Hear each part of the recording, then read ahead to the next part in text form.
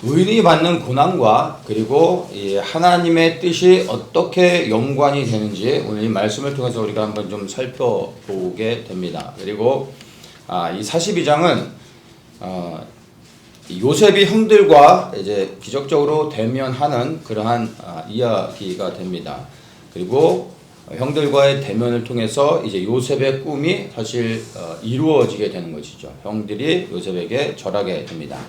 근데 저는 이 요셉과 형들의 대면을 통해서 요셉이 아닌 사실 요셉보다 야곱을 더 묵상하게 됐습니다. 그리고 더 나아가 요셉의 인생 가운데서 개입하셔서 신실하게 일하시는 하나님을 발견하게 됩니다. 그래서 이 42장 하나씩 보면서 말씀들을 통해 다시 한번 그것들을 확인해 보도록 하겠습니다.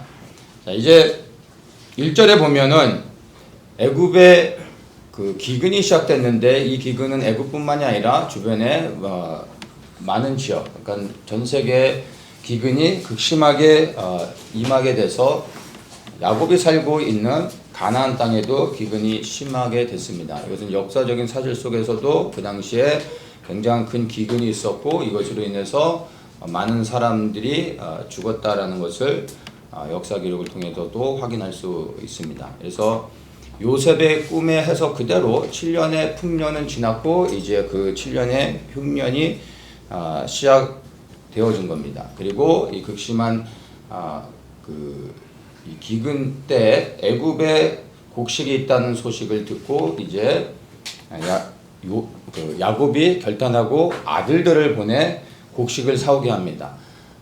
종을 보낼 수도 있지만 곡식을 구하는 일이 너무나 중요했고 그리고 자신을 대신하여 보내는 사람들을 종이 아닌 아들을 보냈다라는 것은 그만큼 곡식을 얻는 일이 절박한 일이었다라고 우리가 이해를 하면 될 것 같습니다. 그런데 이제 3절에 보면은 요셉이 그의 아들들을 보내는데 뭐라고 얘기하냐면 요셉의 형 10인이 이렇게 내려갔다라고 말합니다. 요셉의 형 10인이라 말하면 야곱의 아들은 이제 요셉은 사라졌으니까 빼고 11명이죠. 그러면 11명이 가야 되는데 요셉의 형 10인이라 말하면 베냐민을 제외하고 형들을 보냈다라는 이야기가 되는 것이죠. 형들을 다 보내는데 말제인 베냐민을 왜 안 보냈을까? 그래 생각해 볼 필요가 있습니다. 4절에서 그것을 이야기합니다. 야곱이 베냐민을 보내지 않은 이유는 재난이 그에게 미칠까 두렵다. 이렇게 말하면서 베냐민을 제외하고는 형들을 보낸 것입니다. 자, 이 말의 의미는 뭐냐면 야곱이 요셉을 잃었습니다. 야곱에게 있어서 요셉은 이미 사망한 것입니다. 죽은 아들인 것입니다. 그런데 이 자식을 잃은, 특별히 가장 사랑했던 요셉을 잃은 그 아픔이 야곱에게는 회복되지 않은 겁니다.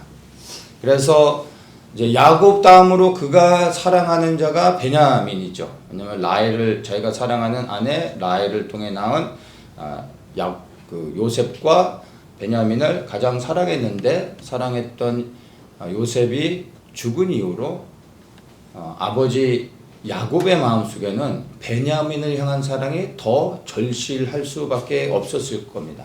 그래서 그 아들을 잃은 슬픔 가운데서 이게 회복되지 않고 살아가고 있는 중에 이제 그 아들들을 보내는 이러한 일이 있을 때 혹시나 또 사랑하는 베냐민을 잃지 않을까. 그에게 베냐민을 잃는 것은 그의 생명을 잃는 것과 마찬가지가 됩니다. 그래서 베냐민은 보낼 수가 없었던 겁니다.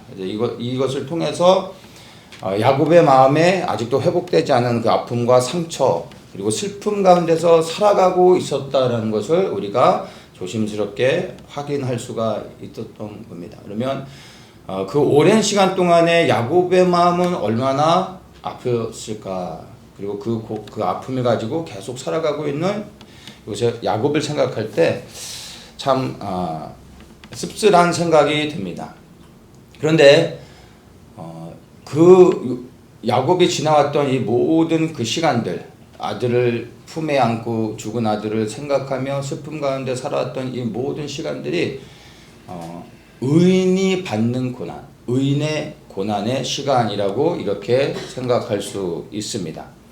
고난에는 죄인이 받는 고난이 있고 그리고 의인이 받는 고난이 있습니다. 죄인의 고난은 내가 지은 죄의 결과로 인하여 형벌로서 받아야 하는 것입니다. 이것은 내가 받을 수 있느냐 없느냐의 문제가 아니라 받아야만 하는 것입니다. 이 형벌을 받는다고 해서 죄의 고난을 받는다고 해서 달라지는 것은 없습니다. 그냥 받아야만 하는 것입니다. 내가 지은 죄에 대한 책임을 져야 되는 것입니다. 자, 그런데 의인의 고난은 다릅니다. 의인의 고난은 나의 죄로 인하여 받는 것이 아니라 이 의인의 고난은 하나님의 뜻을 위하여 받는 고난입니다. 조금 더 구체적으로 얘기한다면 하나님의 뜻을 이루기 위해서 의인의 고난이 필요한 것입니다. 그래서 이 의인의 고난은 고난의 시험을 통과할 때 하나님의 뜻이 이루어지고 그리고 하나님께서 영광을 받으시는 것입니다. 그런데 고난을 통과하고 하나님의 뜻이 이루어질 때 이 의인이 받은 그 고난으로 인하여서 하나님께서 그 의인에게 보상을 하신다라는 것입니다. 팔복 중에 마지막 8번째 그 복이 무엇입니까? 의를 위하여 핍박받는 자는 복이 있나니 천국이 저희 것이며 하면서 천국에 대한 소망을 주는데 이 천국에 대한 소망은 바로 영생이죠. 의인이 받게 될 마지막 축복은 영생인데 죽고 난 후에 영생의 축복을 받는 것뿐만이 아니라 의인이 하나님의 영광을 위하여 고난을 받게 되고 그리고 그 고난을 잘 통과하여 하나님의 뜻을 이루게 되면 이 땅 가운데서도 하나님께서 반드시 보상하셔서 그 슬픔이 변하여 기쁨을 누릴 수 있도록 해 주신다는 겁니다. 야곱을 보면은 정확하게 알 수 있습니다. 야곱의 지금의 삶은 아들을 잃은 이후로부터 그 마음 한구석에서는 너무나 큰 슬픔을 가지고 지금까지 살아오고 있었지만 그러나 이제 야곱이 요셉을 대면하는 순간 그 과거 속에 아픔을 가지고 살았던 모든 고난의 시간들이 완전히 해결되어지고 이제 모든 것을 그 이전보다 더 큰 기쁨과 그리고 모든 피로를 보상받는 하나님의 축복을 받게 됩니다. 그래서 하늘의 보상뿐만이 아니라 이 땅의 보상도 반드시 있다라는 것을 우리는 생각해야 될 것입니다. 그래서 하나님의 영광을 위하여 받는 고난을 의인의 고난, 하나님의 영광을 위해 받는 의의 고난을 우리는 결코 두려워해서는 안 됩니다. 우리가 정말 그런 의인의 고난에 참여할 수 있다면 하나님이 우리를 택하여 그 의인의 고난에 우리로 하여금 들어가게 하신다면 그것은 사실은 우리에게 있어서 영광이 되는 겁니다. 왜냐하면 아무나에게 의인의 고난을 허락하시는 것이 아니라 하나님이 의롭다 칭하시는 자를 부르시고 그에게 고난을 허락하시고 그 고난을 통과할 때 하나님께서 보상하신다는 것입니다. 시편 34편 19절에 이렇게 말합니다. 의인은 고난이 많으나 여호와께서 그 모든 고난에서 건지시는도다. 이게 하나님이 의인에게 고난은 허락하시지만 그러나 그 고난은 의인이 스스로 통과하는 것이 아니라 하나님이 고난을 주시지만 반드시 그 고난을 통과할 수 있는 믿음을 통과할 수 있는 힘과 능력을 그리고 통과할 수 없을 것 같지만 하나님의 은혜가 붙잡아 주셔서 그 고난을 넉넉히 통과하게 해 주신다는 것입니다. 그래서 혹시나 고난 가운데서 있는 분들이 계시다면 내가 하나님의 뜻 안에 온전히 살아가고 있는데 고난받고 있다라고 생각하시는 분이 있다면 내게 왜 이런 고난이 있을까 생각하기보다 하나님을 불신하지 마시고 더욱 신뢰함으로 나아가시기를 축복합니다. 자, 이제 6절을 보면 이제 베냐민을 제외한 그 형들을 보내서 형들이 애굽에 들어가 요셉 앞에 서게 됩니다. 그래서 6절에 보면은 요셉의 형들이 와서 그 앞에서 땅에 엎드려 절하매. 너무 오랜 시간이 지났고 요셉은 완전히 애굽 사람이 되어져서 자기의 동생이라 생각할 수도 없었고 전혀 알아보지 못합니다. 그리고 애굽의 가장 높은 자인 요셉 앞에서 그들이 절을 하게 됩니다. 참 극적인 어떤 그 상황이 되는 거죠. 요셉은 꿈 때문에 형들에게 미움을 받았습니다. 그리고 노예로 팔려와서 온갖 고생을 다 했었습니다. 그런데 그 꿈 때문에 고난을 받은 것도 사실이지만 가만히 돌아보면 요셉의 애굽의 총리가 되어진 이 상황에서 보면 사실 그 꿈 때문에 고난을 받은 건 맞지만 사실 그 꿈 때문에 그는 애굽의 총리가 될 수 있었던 것입니다. 애굽의 총리가 되기 이전에는 그것이 원망과 불평이 될 수도 있는 요소가 되겠지만 애굽의 총리가 된 이후에 보면 오히려 그것은 그에게 축복이 되었던 것입니다. 이렇게 하나님의 꿈을 갖고 하나님의 비전을 품고 끝까지 가게 되면 그 고난의 때가 지나 하나님께서 보상하시는 것을 보게 되는 것입니다. 요셉의 고난도 사실은 돌아보면 의인의 고난이라고 말할 수 있습니다. 그가 고난을 받았기 때문에 의인이 아니라 고난 가운데서도 오직 하나님 한 분만을 신뢰하며 끝까지 하나님을 붙잡고 성실하게 살아왔기 때문에 하나님께서 그를 의인이라 칭하여 주시는 것이었습니다. 또한 요셉의 꿈을 주신 하나님을 온전히 신뢰하였기 때문에 결국 그의 꿈이 현실이 되어졌다라는 겁니다. 그저 꿈만 생각하면서 하나님과 상관없는 삶을 살아갈 때 하나님이 알아서 모든 것을 해주시는 것이 아니라, 그리고 요셉이 자기가 바라본 그 꿈을 이루기 위해 꿈을 향해 열심히 달려왔기 때문에 꿈을 이룬 것이 아니라 그가 꿈을 주신 하나님을 신뢰하며 하나님 안에서 그의 믿음을 걸고 그리고 성실하게 그 삶 속에서 하나님의 영광을 위해 살아왔더니 하나님께서 그를 통하여 하나님의 꿈을 이루어 주셨던 것입니다. 그래서 내가 만든 비전은 내가 이루어 가야 하는 것입니다. 나로부터 시작된 모든 것들은 내가 책임져야 되고 내가 해야 되는 것입니다. 그런데 여러분, 그 시작이 내가 아닌 주님으로부터 되어진 것이라면, 이 꿈이 내가 아니야 주님이 주신 것이고 나는 이 꿈을 붙잡고 주님을 신뢰하며 순종하며 살아가면 내가 이루시는 것이 아니라 주님이 이루시고 나는 그 안에서 주님의 행하시는 놀라운 일들을 경험하게 되는 겁니다. 이렇게 이루어진 꿈이, 이렇게 이루어진 결과들이 하나님께 영광이 되어지는 겁니다. 그래서 우리가 신앙생활을 할 때도 우리의 열심과 노력으로 해야 되는 것 같지만 사실은 맞는 것 같은데 틀린 거라는 겁니다. 우리의 열심과 노력이 필요 없다라는 것이 아니라 근본적으로 우리에게 필요한 것은 나의 열심과 노력이 아니라 하나님을 신뢰하며 그분을 믿으며 그분 앞에 순종하며 그분 앞에 겸손히 머리 숙이며 무릎 꿇으며 그분을 의지하는 것입니다. 그러면 그분이 우리의 삶 속에 개입하셔서 그분의 영광을 위하여 그분의 일을 행하신다는 겁니다. 그리고 모든 것이 이루어진 후에 오직 주님만 영광을 받으시고 우리는 그 안에서 기뻐하고 감사할 수 있는 것입니다. 그래서 아무리 큰 어려움과 고난이 온다 할지라도 우리가 그것을 헤쳐나가려고 할 필요가 없습니다. 포기할 필요도 없습니다. 그냥 주님 안에 여전히 거하고 있고 주님이 행하시는 것을 우리는 잠잠히 기다리고 믿고 그리고 순종하며 가면 되는 것입니다.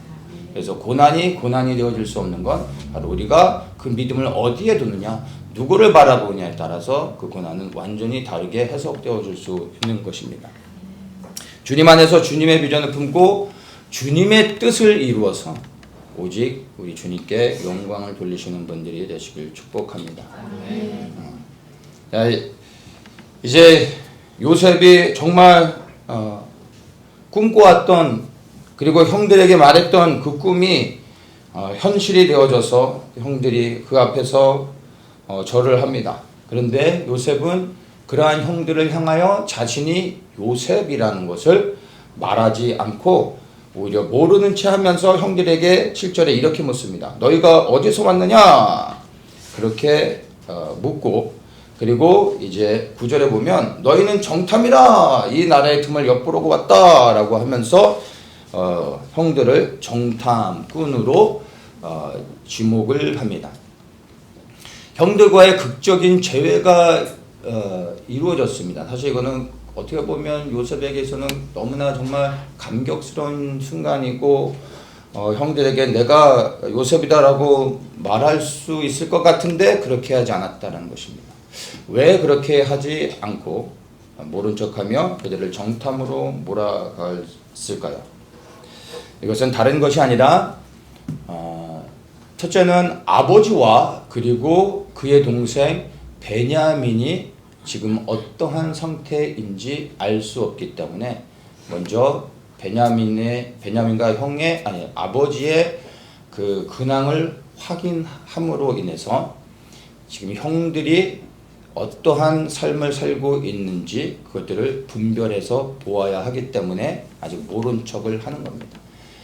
지난 시간, 오랜 세월이 흘렀는데 나를 노예로 팔았던 그 형들이 동일한 마음으로 살아가고 있는지, 아니면 그들이 이제는 마음의 태도가 바뀌어서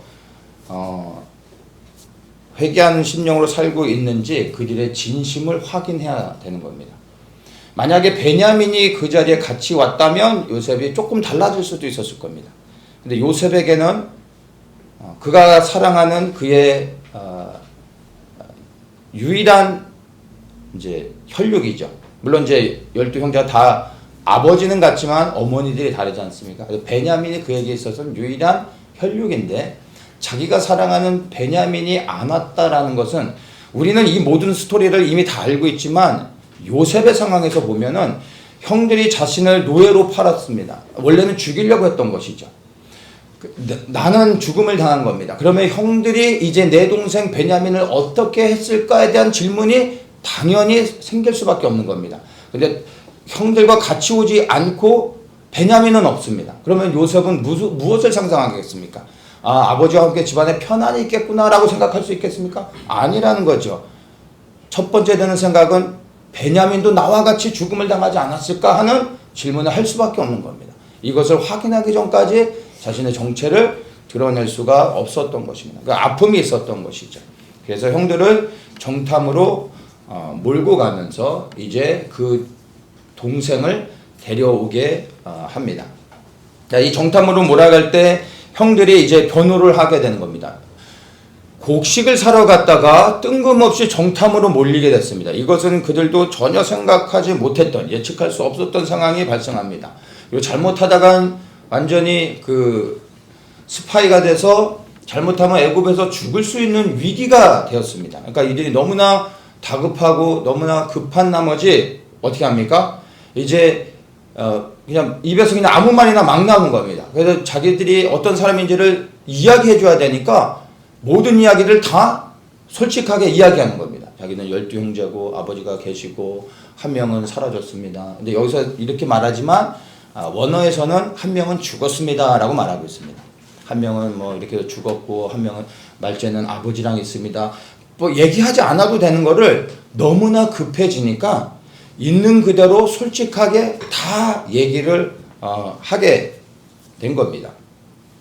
그 이야기를 듣고 요셉이 거기에 대해서 반응하죠. 그러면 너희가 말한 말지의 아우가 정말 사실이라면 내게 데리고 와라.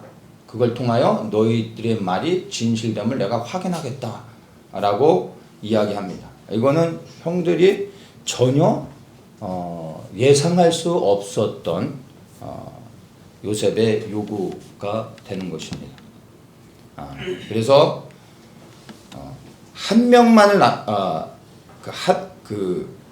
9명을 붙잡아두고 한 명만 보내서 한 명이 베냐민을 데리고 와서 너희의 진실됨을 내게 보여라. 그러면 내가 너희를 풀어주겠다. 이렇게 이야기를 하고 그들을 일단은 감옥에 가다 두게 됩니다. 자, 그랬다가 3일 후에 이제 가만히 보면 요셉의 심경에 변화가 생겼습니다. 18절에 보면 나는 하나님을 경외하느니 너희는 이같이 하여 생명을 보존하라 하면서 너희 형제 중 한 사람만 옥에 갇히고 너희들은 곡실 가지고 나머지는 다 집으로 돌아가서 그 주림을 너희 집들의 그 굶주림에서 음식을 가지고 가서 그것을 해결하라 라고 하면서 그들을 돌려보냅니다. 원래는 요셉의 마음은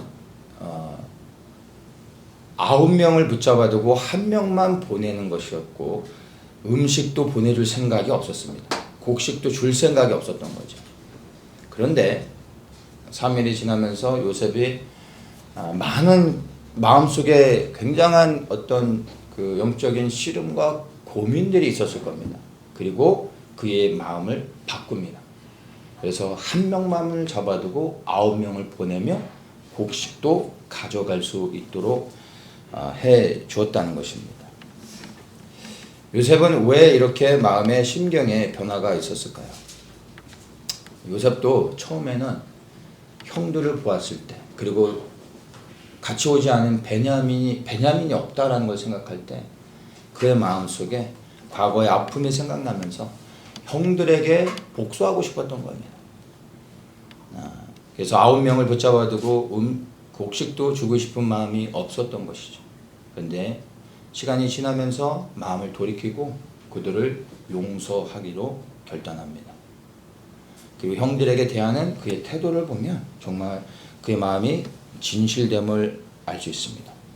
근데 요셉이 어떻게 이 형들을 자신을 죽이려고 했고 노예로 판 이 형들을 어떻게 그가 용서할 수 있었을까요? 여러분 같으면은 여러분의 형제들이 여러분을 죽이려고 하고 노예로 팔았다면 그 형제들을 오랜 시간이 지나서 만나게 됐는데 여러분 앞에 무릎을 꿇고 있으면 여러분이 원하는 대로 할 수 있습니다. 여러분은 어떻게 하시겠습니까? 드라마를 생각하지 마시고 여러분의 마음의 솔직한 심정은 무엇이며 정말 그 형제들을 보며 용서해 주실 수 있으십니까? 요셉은 그들을 진심으로 용서해 줬다는 겁니다. 근데 어떻게 그들을 용서해 줄 수 있었는지를 18절에서 그가 처음부터 형들에게 고백하는 것을 통해 우리가 유추할 수 있습니다. 나는 하나님을 경외하노니. 3일 만에 다시 불러 얘기할 때 첫 번째 하나님을 언급합니다. 난 하나님을 경외하노니. 이 하나님을 경외한다는 말 안에 많은 뜻이 내포되어져 있습니다. 이 모든 사건들이 형들한테 다 이야기할 수는 없지만 돌아봤더니 이 모든 것이 하나님의 뜻 안에서 되어졌던 것이었습니다. 그래서 그 형들을 용서하기로 결정했다라는 것입니다. 하나님을 온전히 신뢰하고 모든 것에 하나님을 우선순위로 두었기 때문에 요셉이 형들을 용서하고 품어줄 수 있었던 것입니다. 우리가 가져야 될 마음이 아닌가 생각합니다. 인간의 어떤 넓은 아량을 가져서 이렇게 할 수 있는 것이 아니라 나는 이렇게 할 수 없는 겁니다. 우리의 본성은 이 상황 가운데 용서할 수 없습니다. 원수를 갚는 것이 우리의 본성입니다. 그런데 정말 모든 것이 하나님의 뜻 안에 되어진 것이라는 생각하고 하나님을 신뢰한다면 이 모든 것들도 하나님의 뜻 안에 되어졌기 때문에 하나님 앞에 모든 것을 반응하고 하나님께 인정하고 하나님께 올려드리며 하나님의 뜻 안에서 되어졌기에 이 형들의 이러한 악한 행위조차 하나님의 주권하에 되었다는 걸 생각하며 그들을 용서하는 요셉을 보며 우리가 많은 것을 또 배우게 됩니다. 이제 21절에 보면 이제 1명만 붙잡아두고 9명은 돌아가게 합니다. 그럴 때 형들이 이제 서로 이야기합니다. 우리가 아우의 일로 인하여 범죄하였도다. 이 아우의 일이란 요셉을 이야기하는 거죠. 그가 우리에게 애걸할 때 그 마음의 괴로움을 보고도 듣지 아니하였으므로 이 괴로움이 우리에게 임하도다. 이렇게 얘기합니다. 근데 루벤이 또 한마디 하죠. 내가 너에게 그 아이에게 득대하지 말라고 하지 아니하느냐. 그래도 너희가 듣지 아니하느니라. 이렇게 이야기합니다. 자,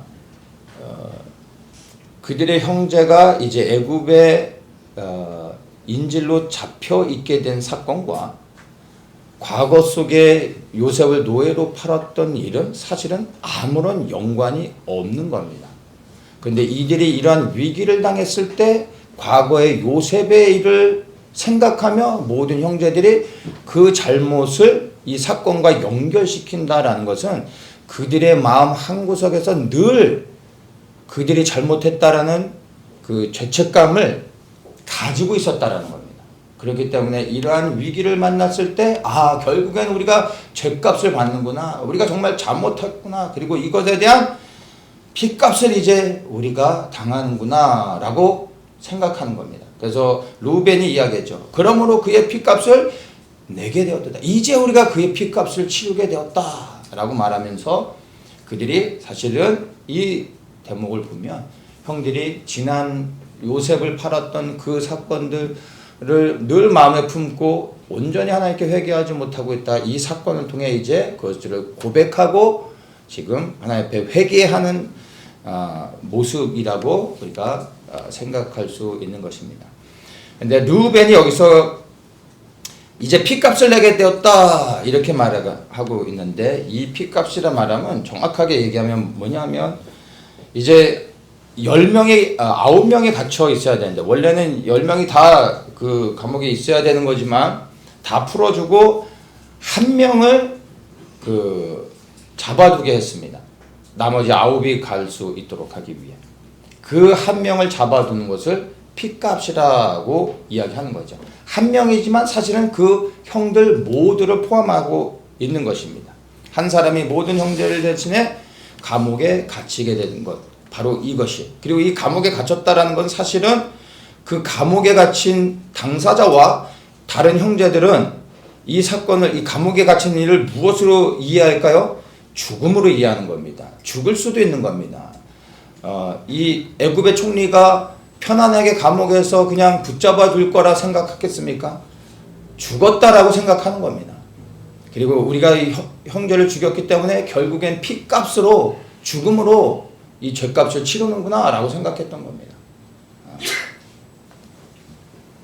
그 핏값을 이야기하는 겁니다. 그런데 이제 요셉이 10명 중에 한 명을 택해서 그 감옥에 가다 두는데 가만히 보면 24절에 10명의 형제들이 제비를 뽑아서 한 명이 남는 게 아닙니다. 요셉이 선택하는 겁니다. 근데 요셉이 누구를 선택합니까? 그들 중에서 시몬을 취했다는 겁니다. 자, 요셉은 형들을 다 알고 있습니다. 서열을 다 알고 있죠. 이 형들은 모르지만 요셉은 다 알고 있습니다. 그러면 누구를 잡아두는 게 사실은 일반적인 생각이겠습니까? 첫째 형 루벤을 잡아두는 게 맞는 거죠. 왜냐하면 장자가 모든 걸 책임지는 겁니다.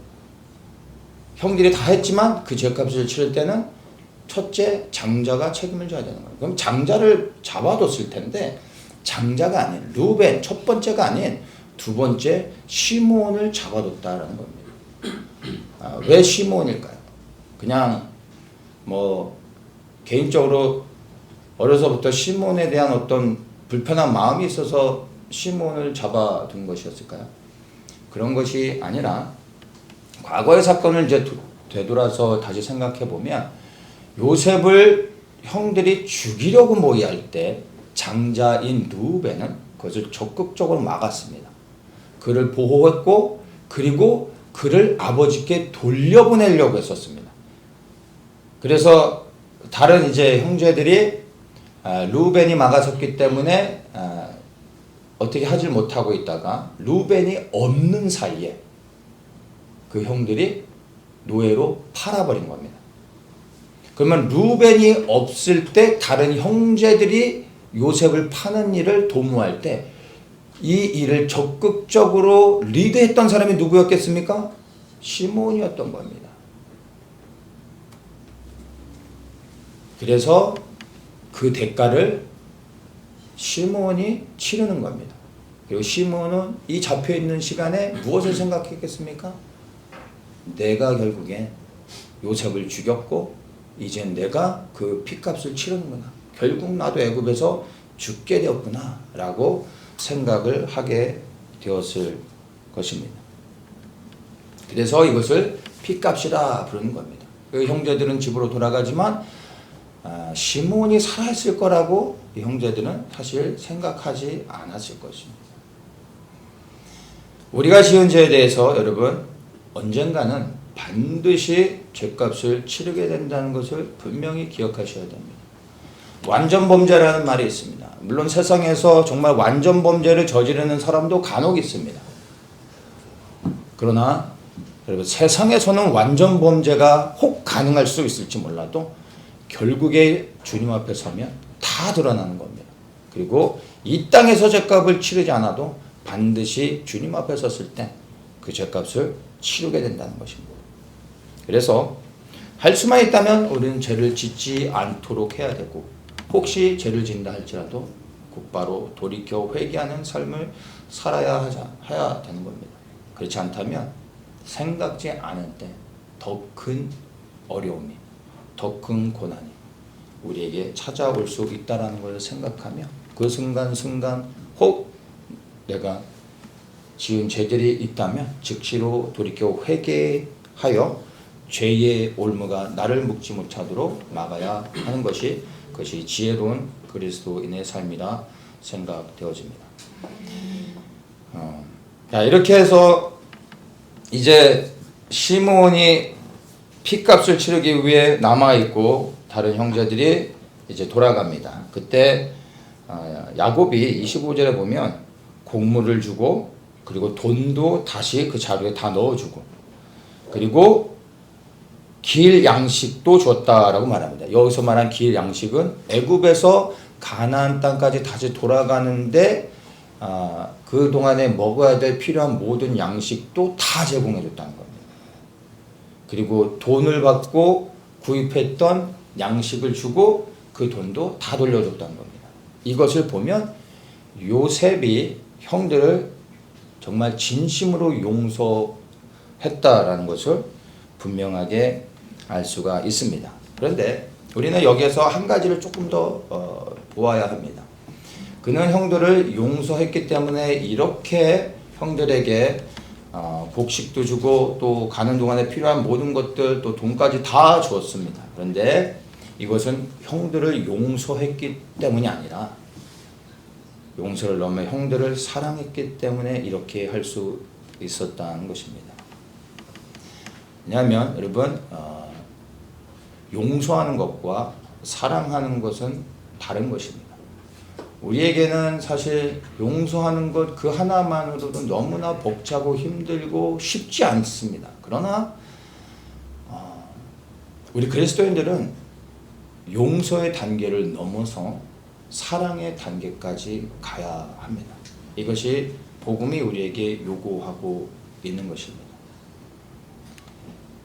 요셉은 형들을 용서했기 때문에 그들을 보내준 것이고 그리고 용서한 형들을 이제 사랑했기 때문에 사랑하기로 결정했기 때문에 모든 필요를 공급해주며 그들에게 후하게 대접해 주었다라는 것입니다. 여러분 용서의 단계에서 사랑의 단계로 더욱더 한 단계 올라가는 신앙을 가지시길 축복합니다. 로마서 12장 21절에 악에게 지지 말고 선으로 악을 이기라 이런 말씀이 있습니다. 여러분 선으로 악을 이기는 게 뭡니까? 용서하는 것은 선으로 악을 이기는 게 아닙니다. 사랑할 때 악을 이기게 되는 것입니다. 선으로 악을 이기시는 분들 되길 다시 한번 축복합니다. 형들이 이제 돌아와서 야곱에게 있었던 이 모든 일들을 이제 이야기합니다. 이 이야기를 듣고 난 후에 야곱이 이렇게 답변합니다. 36절에 너희가 나로 나의 자식들을 잃게 하도다. 요셉도 없어졌고 시몬도 없어졌거늘 이제 베냐민을 또 빼앗아가고자 하니 이는 다 나를 해롭게 함이로다. 양식은 어떻게든 구해는 왔는데 이제 베냐민을 데려가야 되는 상황이 된 겁니다. 그런데 이 야곱으로서는 절대로 베냐민을 보낼 수 없는 상황이죠. 여러분, 야곱은 이미 사랑하는 요셉을 잃었습니다. 그 아픔을 가지고 살아가고 있었어요. 그러다 양식을 사러 아들들을 보냈는데 이제 시몬도 잃어버렸습니다. 그런데 이제 베냐민까지 요구하고 있습니다. 베냐민을 보내는 건 그 아들을 잃어버리는 것과 똑같은 거죠. 그러니까 그는 나는 절대 이렇게 할 수 없다 라고 아버지가 이제 형제들에게, 아들들에게 이야기하고 있는 것입니다. 야곱에게 있어서 인생의 가장 어두운 시간이 아닌가, 가장 괴로운 그 인생의 시간을 지나가고 있는 게 아닌가 생각합니다. 얼마나 괴롭겠습니까? 근데 이 지금의 이 순간은 두 번째 아들을 잃었고 세 번째 아들을 잃을 수 있는 위기의 순간이지만 야곱은 모르지만 그러나 이 야곱의 슬픔은, 이 야곱의 어둠은 곧 있으면 기쁨과 감격으로 상상할 수 없었던 큰 축복을 받게 된다는 것을 우리는 알고 있습니다. 그러나 지금 현재 이 야곱은 그것을 알 수가 없는 거죠. 인생 가운데 가장 괴로운, 가장 고통스러운 시간을 지나가게 됩니다. 이 지금 현재 야곱이 받고 있는 이 가장 어두운 고난의 시간, 이것도 의인의 고난이라고 말할 수 있는 것입니다. 하나님의 뜻을 위하여, 하나님의 뜻이 이루어지는 그 일들을 위하여 받는 고난. 누군가는 이러한 고난을 받아야 하나님의 뜻이 이루어지는 것입니다. 그래서 야곱이 무엇을 잘못해서가 아니라 야곱을 통하여 하나님의 뜻이 이루어져야 되기 때문에 야곱은 이러한 고난을 감당할 수밖에 없었던 것입니다. 이것을 통과해야 되는 것입니다. 고난을 무조건 받는다고 해서 하나님이 축복해 주시는 것이 아니라 의인의 고난은 그 고난을 통과하여 하나님의 뜻이 이루어질 때 하나님이 보상해 주시는 겁니다. 무조건 고난 받는다고 축복받는 것은 아닙니다. 근데 이 야곱의 고난은 바로 그 과정 가운데 있는 것이죠. 그래서 지금은 가장 괴로운 시간이지만 때가 되면 하나님께서 야곱에게 가장 좋은 것으로 그 인생 가운데 가장 행복한 시간들, 그 전에 그가 받지 못했던 모든 보상들을 이제 다 받게 되는 것을 우리는 알고 있습니다. 그래서 그 전보다 더 부유함으로 풍요로운 가운데 모든 아들들을 다 회복하고 그가 정말 행복하게 살아가게 될 것을 우리는 알고 있습니다. 중요한 건 무엇입니까? 때가 되어야 보상받는다는 겁니다. 그 때가 될 때까지 기다려야 한다는 것입니다. 많은 사람들이 질문을 하죠. 그리고 정말로 그런 질문들을 많이 듣게 됩니다. 나는 예수님을 잘 믿고 있는데 왜 나한테 고난이 오는지 이해할 수 없다라는 이러한 질문을 참 많이 듣게 되고 또 그런 질문을 하는 것들을 알게 됩니다. 저는 그런 분들에게 이렇게 답해 드리고 싶습니다. 만약 여러분이 받는 고난이 나의 죄로 인한 고난이 아니라면 그 고난이 정말로 이 성경에서 말하는 의인의 고난이라면 무엇보다 먼저 내가 받는 고난이 의인의 고난인지를 확인해야 될 것입니다. 근데 그것이 의인의 고난이라면 하나님께서 하나님의 시간이 되어지면 반드시 하나님께서 보상해 주실 것을 믿으십시오. 저를 믿지 말고 신실하신 하나님을 믿으십시오. 이 야곱의 하나님, 요셉의 하나님, 그 하나님이 우리의 하나님이심을 믿으시고 내가 받는 그 고난이 해석되어지진 않지만 그 고난을 해석할 필요도 없습니다. 그 고난 가운데서 함께 하시는 주님을 믿는다면 때가 되어지면 하나님의 뜻을 이루시고 그 다음에 반드시 저 하늘나라에서의 보상이 아니라 이 땅에서도 반드시 보상해 주신다는 겁니다. 이것을 믿으시면 고난 가운데서 모든 불신과 원망을 버리고 주님을 더욱 신뢰하며 주님을 절대 놓지 말고 그분을 의지하며 그분의 도우심을 구하십시오. 그리고 인내하며 기다리십시오. 신실하신 주님이 반드시 의인의 고개를 들게 하시는 때가 올 것입니다. 야곱이 한 가지 더 보면 이제 절대 베냐민을 보낼 수 없다라고 했을 때 루벤이 장자죠. 아버지에게 이렇게 이야기합니다. 37절에 내가 그를 아버지께로 데리고 오지 아니하거든. 베냐민을 데려가겠다는 얘기죠. 그리고 다시 데려오겠다라는 얘기입니다. 내가 그렇게 하지 않으면 즉 베냐민을 데려오지 못하면 나의 두 아들을 죽이소서 이렇게 맹세를 합니다. 자, 이 루벤의 맹세를 우리가 한번 좀 생각해 볼 필요가 있습니다.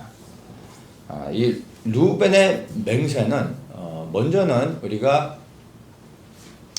이 스토리 안에서 이해할 필요가 있습니다. 루벤은 장자로서 처음부터 야곱을 지켜주었어야 되는데 야곱을 지키지 못한 것에 대한 죄책감, 책임의식을 갖고 있었던 겁니다. 그래서 이번만큼은 반드시 시므온도 되찾아오고 양식도 되찾아오고 자신이 장자로서의 모든 책임을 다 지려고 합니다. 이 책임에 자신의 목숨을 걸 뿐만 아니라 자신의 목숨보다 더 사랑하는 자신의 아들들의 생명을 걸고 있는 겁니다.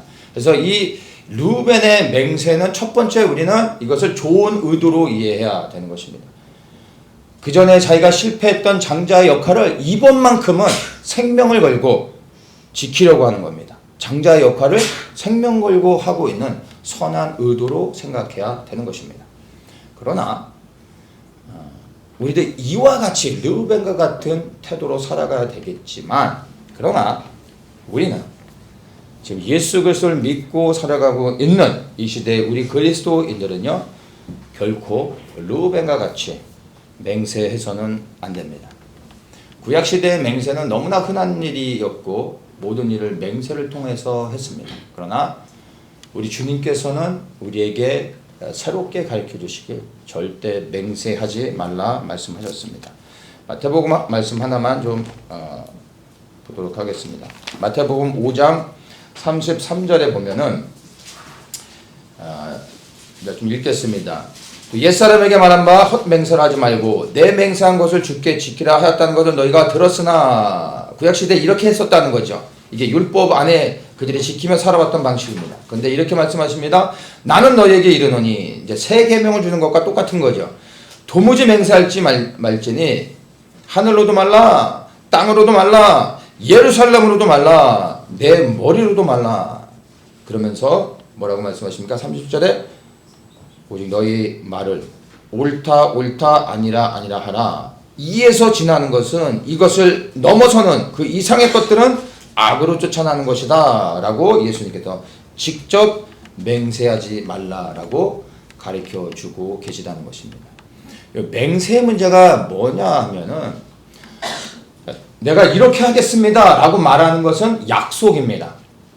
그런데 내가 이렇게 할 건데 만약 내가 이렇게 못하면 내가 이렇게 하겠습니다 라고 말하는 게 뒷부분이 맹세가 되는 겁니다.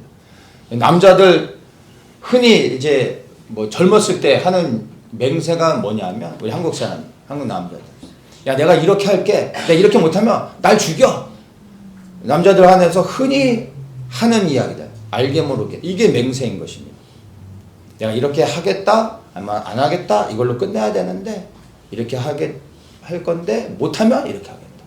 내가 이렇게 할게 내가 이렇게 약속을 못 지키면 야 나 바보야 난 병신이야 이런 말들 그리고 스스로를 저주하는 말들을 우리는 너무나 쉽게 합니다. 근데 이 모든 것들이 하나님이 보실 때는 엄청난 죄가 되는 것입니다. 우리도 모르게 말 속에서 습관이 되어져서 이렇게 하는 별 생각 없이 하는 이런 맹세들이요 사실은 우리 스스로에게 올무를 놓는 것이 됩니다. 무심코 하는 맹세를 통해서 사실 사단이 합법적으로 우리의 삶에 들어와 우리 삶에 저주를 할 수 있는 것입니다. 왜냐하면 우리가 그것을 허락했기 때문에. 그래서 우리에게 주신 말의 권세는 어마어마하다는 것을 아셔야 됩니다. 우리는 하나님의 형상대로 창조되어졌고 우리가 하는 말의 권세는 우리가 생각하는 것 이상으로 놀라운 것입니다. 근데 우리가 스스로를 저주하게 되면 사단은 합법적으로 우리의 삶 속에서 그 저주를 실행시킬 수 있다라는 겁니다. 그래서 결코 저주 이런 맹세는 해서는 안 됩니다. 그냥 내가 하겠다, 말겠다, 아니면 yes, no 이렇게로만 이야기해야 된다는 겁니다. 그 이상의 하는 모든 것들은 다 악이라는 겁니다. 그러니까 맹세하는 자체가 악이 되어지는 겁니다. 왜냐하면 맹세는 내가 시작하는 것이고 내가 해결하려고 하는 것입니다. 악이 무엇이죠? 내가 주체가 되어 행하는 모든 것이 악인 겁니다. 선은 무엇입니까? 주님의 뜻에 순종하는 게 선인 것이죠. 그래서 우리가 무엇을 하려고 하면은 안 되는 겁니다. 그래서 우리가 한 맹세를 지킨다고 할지라도 어떤 신앙적인 관점에서 우리가 맹세하여 그것을 지켰다 할지라도 그것은 주님께 영광이 되지 않습니다. 왜죠? 내가 시작한 거고 내가 했기 때문에 내가 영광을 받는 겁니다. 맹세를 지켰다 할지라도 그게 결코 하나님께 영광이 되지 않습니다. 그 시작이 내가 되어졌기 때문에. 근데 실패하면 저주를 받는 것입니다. 그리스도인은 맹세하는 자가 아니라 하나님의 뜻에 그저 순종할 뿐입니다. 그 뜻이 이루어질 때 주님만 영광을 받으시는 겁니다. 그 뜻이 꼭 이루어지지 아니한다 할지라도 내가 저주받지 않습니다. 왜냐하면 나는 순종하는 것으로 끝나는 겁니다. 그 일을 성취하시는 것은 여호와 하나님이신 거지 내가 아닌 겁니다. 책임질 필요가 없습니다. 그분께 맡기면 되는 겁니다. 결과에 대해서 책임지지 않아도 되기 때문에 순종하는 자에게는 자유함이 있습니다. 그래서 우리는 결코 맹세하는 자가 아니라 오직 주님의 뜻에 순종하는 자가 되어야 할 것입니다. 말씀을 마치겠습니다. 절대 이루어질 수 없을 것만 같았던 요셉의 꿈이 정말로 현실이 되는 것을 우리가 보게 됩니다. 그리고 이쯤 되면 우리는 다시 한번 요셉을 주목해서 보게 됩니다. 그런데 초반에 말씀드렸던 것처럼 이 말씀을 통해서 저는 오히려 요셉이 아니라 이 스토리를 통해 요셉을 통하여 일하시는 하나님을 발견하게 됩니다. 요셉의 이러한 성공 스토리는 여러분 한 사람 어떤 사람에 대한 성공 스토리 이렇게 이해하시면 안 됩니다. 바로 요셉의 인생 가운데 깊이 개입하셔서 그를 통하여 하나님의 뜻을 신실하게 이루어 가신 그 놀라우신 하나님을 우리는 발견해야 되는 것입니다. 이 야곱이 꿈을 이루었습니다. 근데 이것은 무엇입니까? 요셉이 꿈을 향해 열심히 살아왔기 때문에 그 꿈을 이룬 것이 아니었습니다.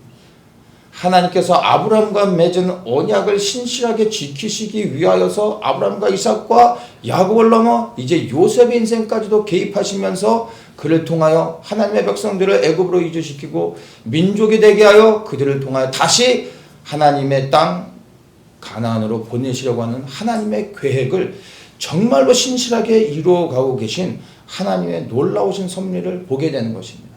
그래서 저는 이 42장에서 형들을 만나고 형들이 전하는 이 장면을 생각하면서 참 하나님께서 뜻을 정하시고 그 뜻을 정말 신실하게 이루어 가시는 우리 정말 좋으신 하나님을 발견하게 되며 결국에 하나님이 하시는구나, 하나님이 하셨습니다 라고 고백하게 되는 것입니다. 우리가 요셉과 같이 변함없는 믿음으로 하나님만을 신뢰하며 하나님의 뜻 안에서 행한다면 하나님께서 우리를 통하여 그분의 뜻을 이루어 가시고 우리를 통하여 그분의 영광이 나타날 것입니다. 또 한 가지는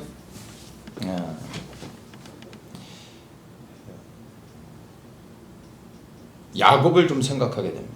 야곱은 요셉을 잃었는데 시몬도 잃게 됐고 이제 베냐민도 잃게 되는 위기 가운데 처해져 있습니다. 그의 고난은 점점 깊어져 가고 있고 그의 슬픔은 점점 커지는 상황입니다.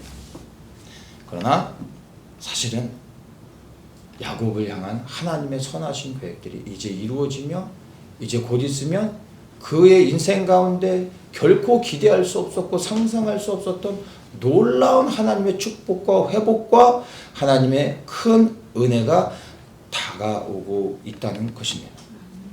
의인의 고난을 기억하면서 우리가 주님 앞에 정말로 의롭게 살아가고 있다면 여러분 지금 이 순간 고난 가운데서도 결코 포기하지 마시고 인내하며 주님의 시간을 기다리십시오. 아멘. 때가 되면 주님께서 우리에게 그 이상으로 우리가 생각할 수 없었던 놀라운 보상을 해주시며 우리의 고개를 들게 하시고 그분의 뜻을 이루실 것입니다. 아멘. 기도하겠습니다. 참 좋으신 주님 감사와 찬송을 올려드립니다. 의인의 고난을 통하여 하나님의 선하신 일을 이루어 가시는 우리 주 여호와 하나님을 찬양합니다. 우리에게 더욱더 필요한 것은 원대한 꿈이 아니라 신실하신 하나님을 믿는 믿음이며 그 믿음 안에 요동하지 않고 잠잠히 머물러 있으며 오직 주 예수 그리스도를 붙잡는 믿음인 줄 믿습니다. 우리에게 요셉과 같은 믿음 그리고 야곱과 같은 믿음을 주셨어. 의인의 고난을 통과할 때 우리에게 보상하시며 우리를 회복하시고 고개를 들게 하시고 우리의 삶을 통하여 주님의 뜻을 이루시며 영광 받으실 그 주님을 생각하며 우리의 주어진 삶의 현장 가운데서 묵묵히 우리의 일들을 감당하며 통과할 수 있는 저희들 되게 하여 주시옵소서. 아멘. 예수 그리스도의 이름으로 기도합니다. 아멘. 아멘.